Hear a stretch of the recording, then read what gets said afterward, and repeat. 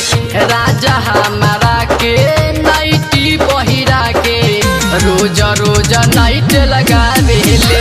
सखी रे राजा हमारा के नाइटी पहिरा के रोज रोज नाइट लगावेले।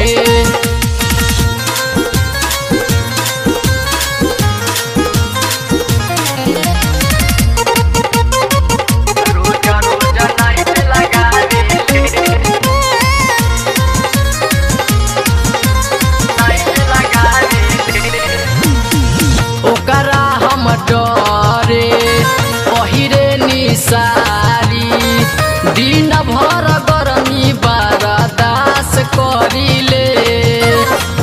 रतिये में साड़ी खोली खोलते में चूड़ी बाजे सैया हमर सुन के आवाज उठ जाले हो। ओकरा हम डरे पहिरे निसारी दिन भर गरमी बर्दाश्त करिले।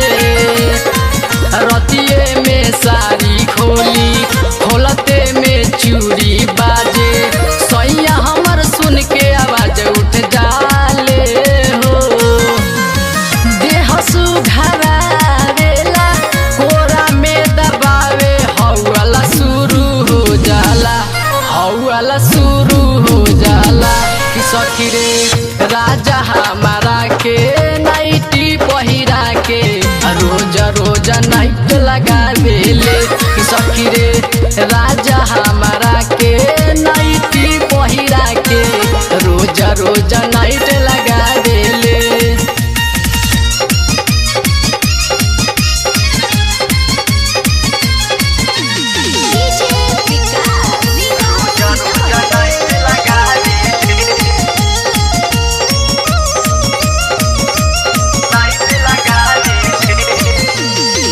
दिनों में बात करिले अजय दिल दीवाना से उत लागे दीदी के हमारा देवर हो।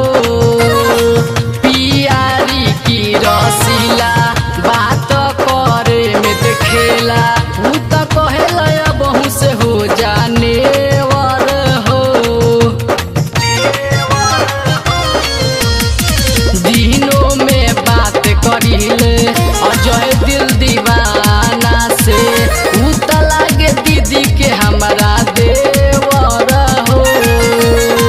पियारी की रसीला बात करे में देखेला उत कहेला बहु से हो जाने वर हो।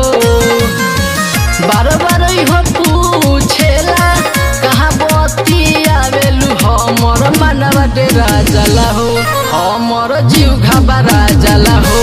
कि सखी रे राजा हमारा के नाइटी पहिरा के रोज रोज नाइट लगावेले। कि सखी रे राजा हमारा के नाइटी पहिरा के रोज रोज नाइट लगावेले। साल भर में 4 बेरा सैया घरे आवेले उपासो न रहेले। हाँ हाँ उपासो न रहेले। कि सखी रे